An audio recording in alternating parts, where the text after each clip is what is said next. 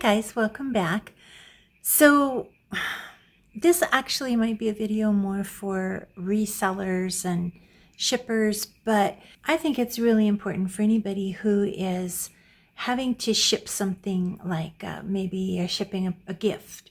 Shipping delicate, breakable, fragile, odd-sized, odd-shaped, highly valuable, anything like that can cause a great deal of anxiety when it comes to being able to pack, ship, and have at least, 90% confidence that it's going to get there in one piece or get there intact.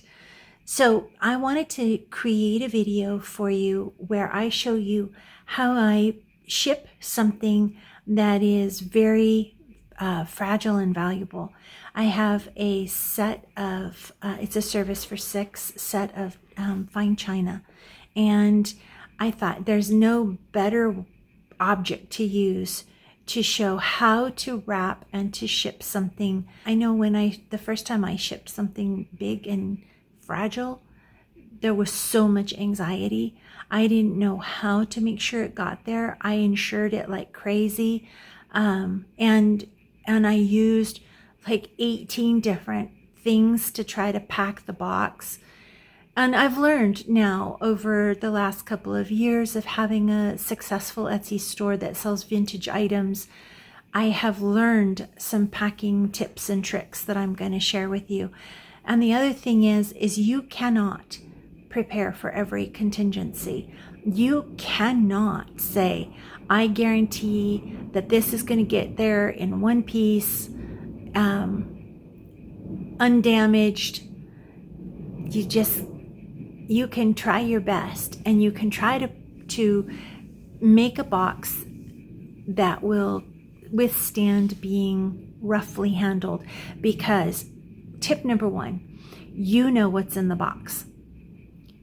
You know how valuable it is. You know how rare it is. You know how breakable it is. And you know how, you have like a quantification of how important this piece is to you, or to your client, or to your customer. But the company, whether it's USPS, UPS, FedEx, doesn't matter, they don't know. And what's more, they don't care. They do not care what is in the box, as long as what's in the box is not dangerous to them, like some sort of flammable thing or whatever. So understand that while you know what's in the box and you know what its value is, outside of you and maybe a customer, nobody else knows or cares. And so they are not going to treat that box with any kind of special concern. And please believe me, it doesn't matter. You can put all the stickers on there. You can say fragile, fragile, fragile on every single side. Doesn't matter. So what can you do? Pack it, overpack it, overpack it. Insure it. This is how you hold the company responsible. They take far more notice of things that have been insured, and overinsure it. That's what I've found. Don't say that it was worth $50. Say it's worth $300. Because if you have to pursue them for a case, you have to make it worth the loss and the time. So overinsure it. This does get their attention. If it's pottery, or like a hand-blown glass, something like that, you are going to want to send it ground only. This is because no matter how careful a potter is, there's going to be a flaw or an air bubble, something like that, something that breaks the integrity of the pottery. So unless this piece has already been up in the air at some point in its life, odds are that it cannot handle elevation changes very well, which means that when you carefully pack it, and you have done your very best to overpack it, and you have insured it, and it goes up 30,000 feet, And the extreme change in pressure, because of course it's going to be in a cargo plane, the extreme changes in pressure mean that though something in that air bubble, that flaw, that little crack, that little hole in the glaze, it can explode into 2,000 pieces. As long as the outside of the box does not show damage, insurance says that your provider, your carrier, is not responsible. If the box is kicked to crap, yes, you have a claim. If the box is torn open, if the box is soaking wet, there's some other thing. But look at your insurance policy when you buy it. If there's no damage to the box and there's damage to the inside piece, they assume that you did it before you sent it. So glass items that are hand-blown glass, in other words, where you can see those bubbles, like Spanish glass, Empoli glass, Mexican glass, Portuguese glass, some of the African glasses, these you have to ship on the ground. Pottery from a studio outside your hometown, ship it on the ground.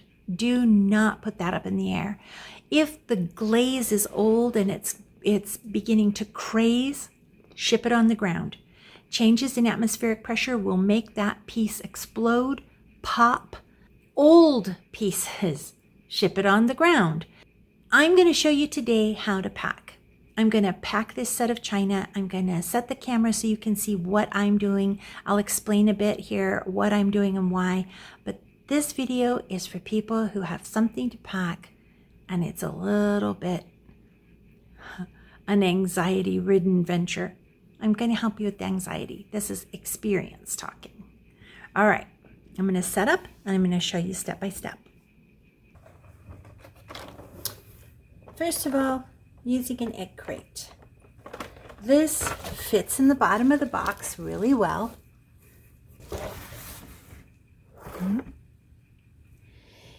And it adds a phenomenal compression factor. Second, I'm using cut up pool noodles. I'm going to set those in and they'll stabilize.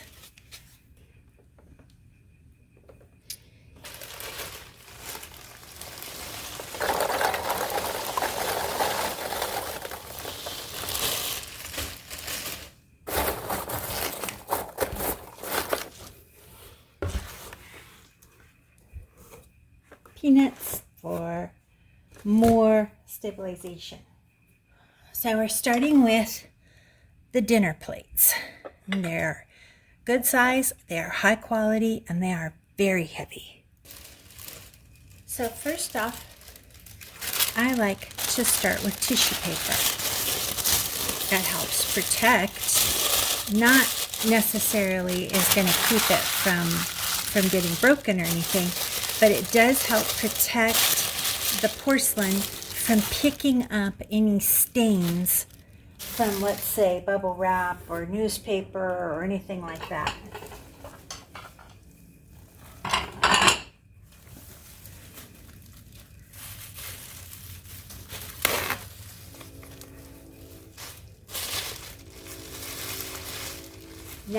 Next is bubble wrap. So I went around it once like this. That's 2 sheets.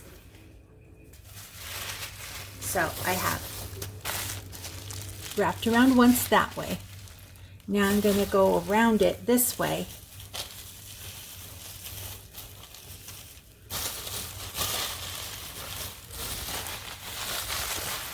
Now it's going to go all the way around a couple of times, just like that. So now I have the edges covered. Do you see that? The edges are covered. Okay. Now I'm going to put that down in.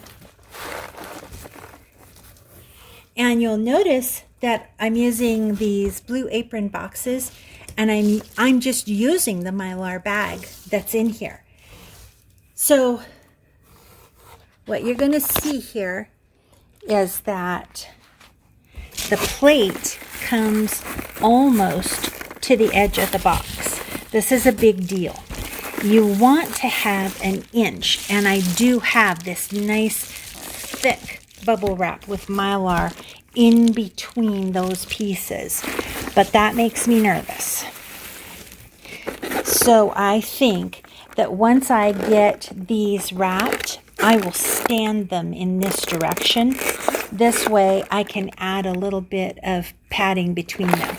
But I need to get them all wrapped and stacked.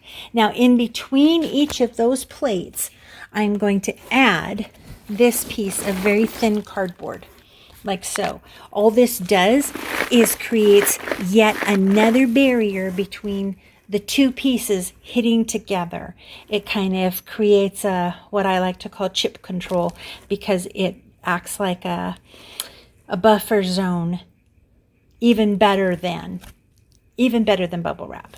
All right, so I'm going to get these plates wrapped in exactly that same way and then stand them up.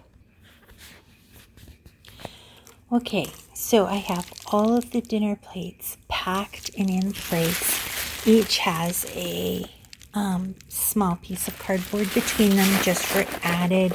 When I do this, you can see that bounce. That's the egg carton and the pool noodles underneath, along with a little bit of peanuts. Okay, so I had said I might stand them on end, but after looking at it and examining it, I decided not to. Instead, what I'm going to do is a trick that we use where we double box an item. So this is a pretty good sized box. I still have small plates, saucers, and teacups to go in here. So obviously this box isn't going to be big enough, so I'm going to be double stacking a box. But then I'm going to box around that, and it'll make it so much more secure. And the reason for that is, if you look right here, you can see my hand going down between, well, I'm touching the plates. And a really good rule of thumb is there needs to be, at very minimum, 1 inch all the way around. So this is much better on this side, like this, but this is very close. Double boxing will help. Even with the Mylar there, double boxing will help. Okay, in an attempt to really create some better edges, because that made me very nervous, I have put in a couple of pieces of this lovely foamy, and I've doubled it up here on the sides, you can see, creating a thicker wall. And that doesn't make me nervous, but really, like, maybe I'm being easy on it. The goal is that when you've packed something like this, you can stand on a ladder and drop it on the tile or concrete floor and not be scared. So I'm not there yet. Okay, so now I am wrapping some of the dessert plates. That's this size right here. And because they're smaller, I can get away with doing 1 wrap of bubble wrap. So instead of the large plates, which you have to go one direction and then the other so that all of the rim is covered, with these you can do about 3 or 4 squares of the wrap, about this much. Yeah. And then what you get are these nice burritos that have all of their edges really covered. Now I could use shrink wrap. I could go around these really good. However, one of the things that can happen with plates, it doesn't seem to happen with other items, but with plates, if they're bound tightly, is that they snap in two. So I don't do the hard wrapping around them. I keep it kind of loose and allow them to expand and contract as they ship. These ones are going to have the, I think they'll have the cups in here, a little row of cups. Then we'll do cardboard, peanuts, and then more plates and cups. Okay, so I've got a layer of small plates and one grouping of cups. And then I put in 2 layers of big bubbles so that it'll help to protect. Even though I do have all of these pieces in bubble wrap that has small bubbles. The larger bubbles really help protect. So that's where we're at. Keep going. All right, so here's where we are. Plates are all packed and stacked. You see the paper between them to help with push. You see that I've got a lot of the peanuts down in there. I've brought this foam up and over to kind of control it, but now we're going to do a little bit more wrap here on the top, and then we're going to slide that second box over. Okay, so I've kind of tucked in pool noodle around the edge to kind of give this a little bit more rigidity and some bounce. Same with here. Now I've got the plates under here, see? So I've put on large bubble and then one of those lovely egg crates, cartons, and then in the bottom of the box that's going to go on the top here, I've double stick taped pieces of the pool noodle in to give this even more protection. Okay, so now that's going to go on like a top, and then I'm going to tape it so that it'll all stay together. Okay, so here's the final product. This is that box that I taped all of the pool noodle into, and it went over the top. Now it has been effectively almost double boxed because this comes down to here. Yeah. I may decide that I want to add even more box to this. I may build a box around it and fill it with the foam noodles or the peanuts just to give it a little extra. We'll see. I think that this might require a double box.